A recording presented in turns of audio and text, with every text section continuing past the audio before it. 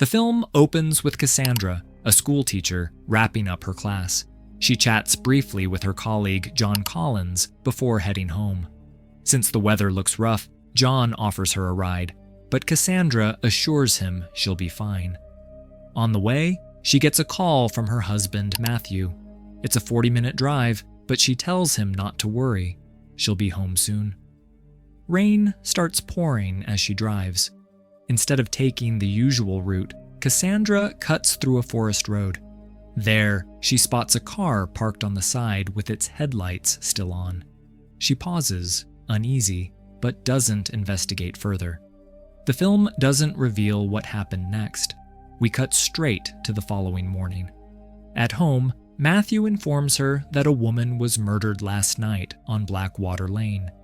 Cassandra is shaken, realizing she saw that car, but she keeps it from him. Instead, she secretly checks the news in the bathroom and is horrified by what she reads. The scene shifts, and we meet Cassandra's childhood friend, Rachel. Their conversation reveals that Cassandra's mother died 2 years ago, and she still hasn't fully recovered from the loss. Rachel supported her through that difficult period. After lunch together, they go shopping, and Cassandra later returns home. But as she enters, something feels off. From her bedroom window, she notices a strange man standing outside, staring at her. Frightened, she tells Matthew, but he dismisses it, saying it's probably her imagination. Cassandra doesn't like this response, and soon we'll learn why. Something in her past explains both her fear that night and why she avoided checking the car on the forest road. That evening, Cassandra and Matthew attend a party where Rachel is also present. During their conversation, Rachel reveals something shocking. The woman who lost her life on Blackwater Lane actually worked at their company and had 2 children. Cassandra suddenly remembers meeting her once and how they had even exchanged numbers. This makes the incident even harder for her to forget. Shaken, Cassandra tells Matthew, "We should get a security system installed. If anything unusual happens, at least we'll know right away." She even suggests getting a dog in case the alarm system fails. To calm her down, Matthew checks the doors, but while he's away, Cassandra receives a strange call from an unknown number filled with static. It leaves her even more uneasy. The next morning, she watches a news report about the same case. The authorities still haven't identified who was responsible. Around the house, Cassandra begins to sense she's not alone. Though she finds nothing, the audience briefly sees a shadow moving. Soon after, another silent call comes from the same unknown number. Then, the doorbell rings. At the door stands a young man claiming to be from the alarm company. Since Matthew isn't home, Cassandra refuses to let him in and asks him to return later. Before leaving, the man warns her that because of the recent tragedy nearby, she should have a system installed as soon as possible. Later, Cassandra can't shake off her thoughts, so she drives to the site of the incident. There, she notices flowers placed in memory and unexpectedly finds an earring on the ground. The discovery unsettles her. A fox crossing her path feels like a bad omen, so she hurries back home. At home, she carefully puts the earring away. Trying to relax, she lies in the bathtub. But suddenly, it feels as though something is forcing her underwater.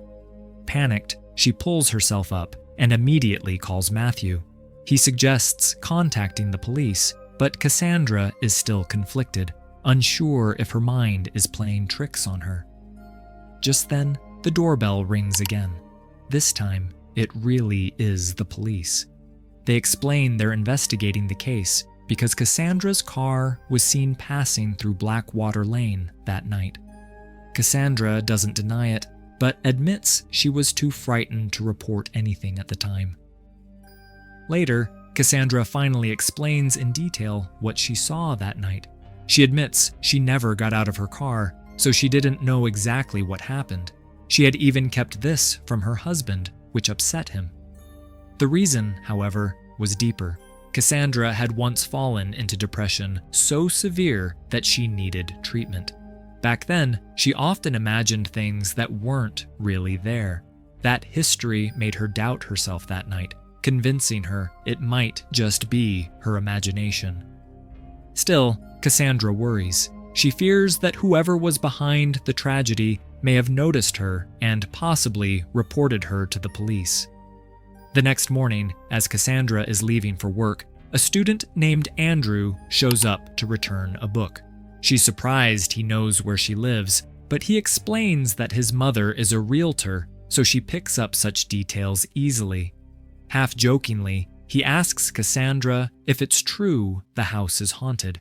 Cassandra replies that maybe it is, since she sometimes hears strange noises inside. At school, Cassandra believes she has a meeting scheduled, but her colleague John tells her there isn't one. Confused, she insists she received a message, but when she checks her phone, there's no sign of it. John gently tells her she might be overthinking and should go home to rest. That night, Matthew calls to say he'll be late. Alone in the house, Cassandra begins hearing noises again. She follows the sound to an area under renovation. There, she spots a shadow and, in a panic, gets tangled in a plastic sheet, almost suffocating. She manages to free herself and rushes into another room, only to receive yet another silent call from that unknown number. Overwhelmed, she breaks down in tears, completely unsure of what's happening to her. Around midnight, Cassandra wakes up to the sound of someone whispering her name. The door creaks open on its own, and she follows the voice, shocked to recognize it as her late mother's. But her mother had passed away 2 years earlier. Suddenly, Cassandra sees a dark figure trying to attack her. She runs and locks herself in a room while loud crashes echo outside as if someone is breaking things and forcing doors open. Terrified, she calls the police. Yet when they arrive, everything is perfectly normal, as though nothing ever happened. Detective Lawson learns from records that Cassandra had received therapy 2 years ago after her mother's death, which had deeply affected her mental health. This makes the police wonder if her mind is again unstable. The next day, Cassandra meets John again and confides that something very strange is happening to her. Cassandra starts to feel that everything happening is somehow tied to Jane, the woman who recently passed away. At the same time, she notices her student Andrew acting strangely, almost as if he has a crush on her. She brushes it off as typical teenage behavior, but John doesn't agree. He reassures Cassandra that she's overthinking, though we also learn here that John secretly has feelings for her. Despite this, Cassandra remains committed to her marriage. That night, when Matthew comes home, he's clearly worried about her. He asks if what she's experiencing could be side effects of the medication she recently started taking, again from her old therapy. Cassandra insists everything she felt was real. What troubles her most is something odd about the house. One day, someone came to the door, but the alarm never went off, and the cameras didn't record a thing. When she contacted the security company, they told her the contract had her signature on it too, yet she had no memory of ever signing. She presses Matthew to show her the contract, but he brushes it off, telling her she's overthinking the whole situation. Later that night, after Matthew falls asleep, Cassandra secretly checks the contract. To her shock, her signature is really there. This unsettles her even more. Why can't she remember signing it? The next day, she receives a note from Alex, Jane's husband, inviting her over since she had once been close friends with Jane. During their conversation, Alex admits he suspected Jane might have been involved with John, as they often played tennis together. Cassandra is startled, but defends Jane, saying she loved her children too much for that to be true. The following day, a baby stroller is delivered to Cassandra's house. Confused, she insists she never ordered it. She explains to Matthew that she once went shopping with her pregnant friend Sheena for baby supplies, but she herself didn't buy anything. That's when Matthew reveals something troubling. Sheena told Rachel that Cassandra was pregnant. Matthew thought it was a misunderstanding, but now he asks Cassandra directly if it's true. Cassandra is stunned. She has no memory of ever saying such a thing. Matthew grows increasingly concerned and convinces Cassandra to see a doctor. The doctor tells her she's showing early signs of dementia, the same condition her mother once suffered from. The news devastates Cassandra. Her world feels like it's falling apart. Matthew brings her medicine and tries to reassure her that everything will be fine. But that very night, while watching TV, Cassandra is stunned to suddenly see her mother's picture appear on the screen. A voice suddenly calls Cassandra's name. Panicked, she runs to find Matthew, but a dark shadow frightens her and she bolts into the kitchen.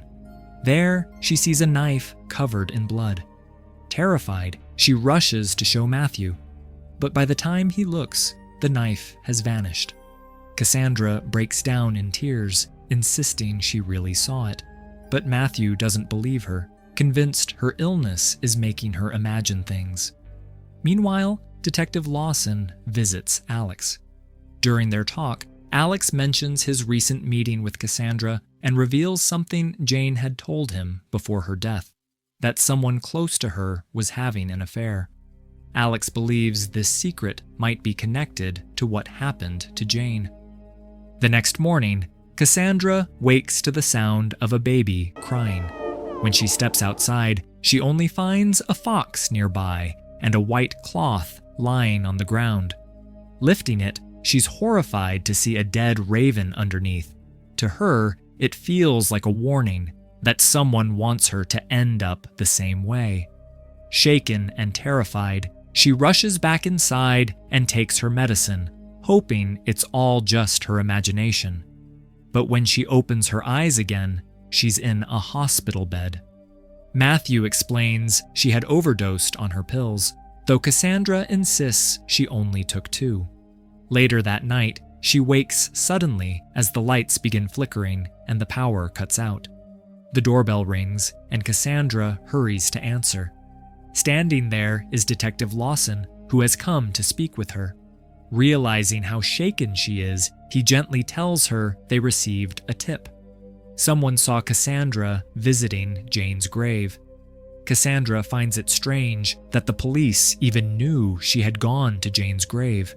Still, she tells them the truth and shows Detective Lawson the earring she discovered at the scene. She explains, "This earring is mine, but I don't know how it ended up there." Lawson then asks if Cassandra was having an affair with John, but Cassandra denies it immediately. Lawson nods and remarks that she thought the same, saying no one would leave a husband who provides such a beautiful home for a teacher. That's when Cassandra reveals the truth. The house doesn't belong to Matthew at all. It was passed down to her from her own family. It also comes out that the property originally belonged to Rachel's grandfather, but after he lost it through gambling, Cassandra's family purchased it. When Lawson asks how Rachel feels about that, Cassandra insists it doesn't matter. Rachel has always been her closest friend. The next day, Cassandra calls the security company and asks for a copy of her contract to confirm whether she truly signed it. Afterward, she meets her friend Sassy, and their conversation turns toward Jane. Cassandra asks if there's anyone close to Jane she could speak with. Sassy explains that Jane's best friend was Kelly, but then she reveals a shocking detail. Years ago, Rachel had an affair with Kelly's husband, which eventually led to their divorce. Cassandra is stunned. Rachel is her closest friend, yet she had never mentioned this. It also means Rachel must have known Jane very well.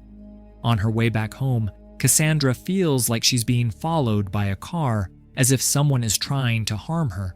She manages to escape and calls the police, but when Matthew arrives, he dismisses her fears, telling the officer it may have been a misunderstanding. He apologizes and explains that his wife often forgets things. Cassandra doesn't like how Matthew brushed things off, and the two argue about it. The next day, she receives a call from the security company. The woman on the line explains that they forgot to send her a copy of the second contract. She asks whether Matthew signed first, and Cassandra signed later. Cassandra is shocked. Why are there two contracts? Even more unsettling, the second one is dated for a day when Cassandra was out of town. That means she couldn't have signed it. Just then, she notices the same fox outside, now lying dead. To Cassandra, it feels like another warning.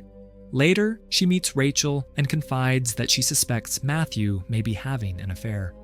Rachel advises her to hire a private investigator, promising to arrange it for her. Cassandra then brings up Rachel's own past affair, but Rachel refuses to talk about it.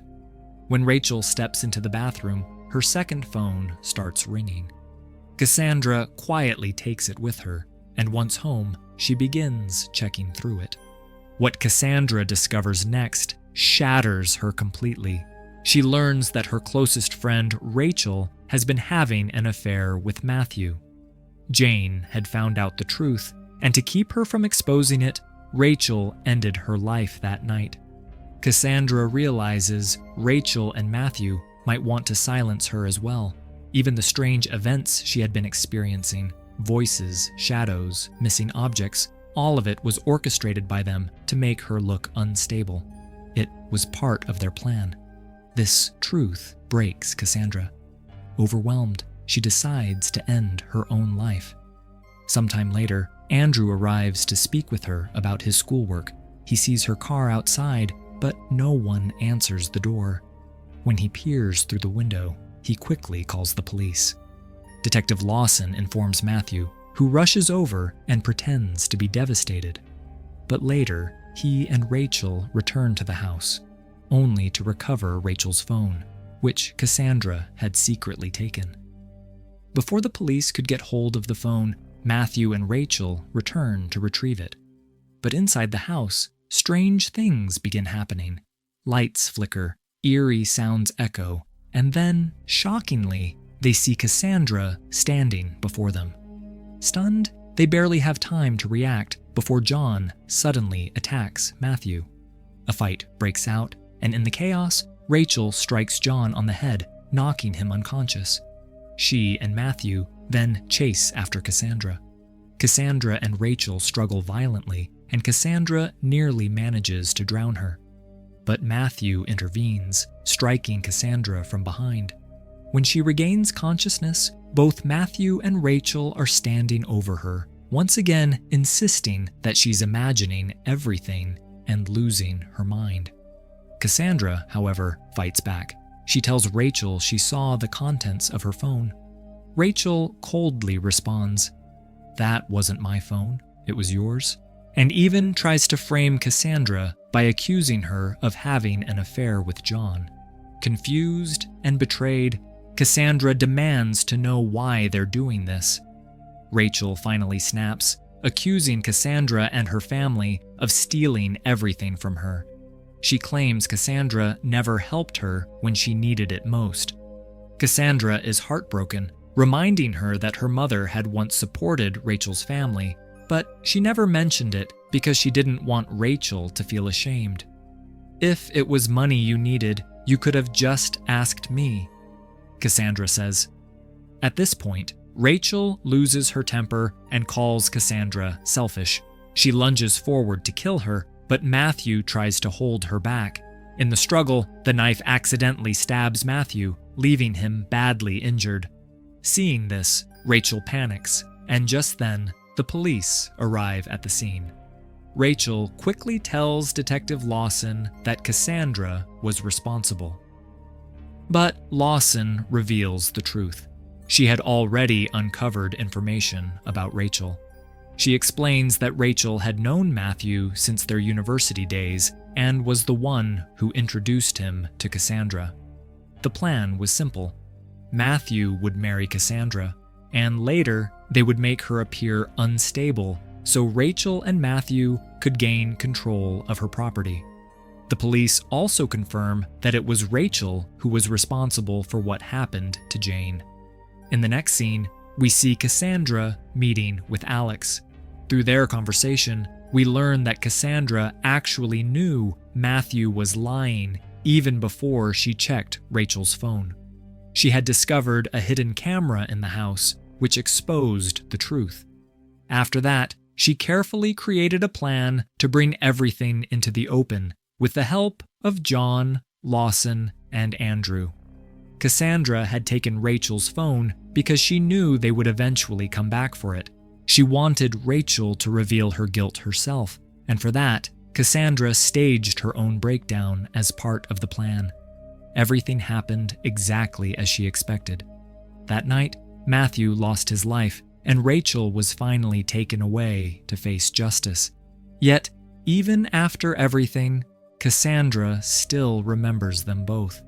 Because despite what they did to her, Cassandra truly loved them. And with that, the film comes to an end.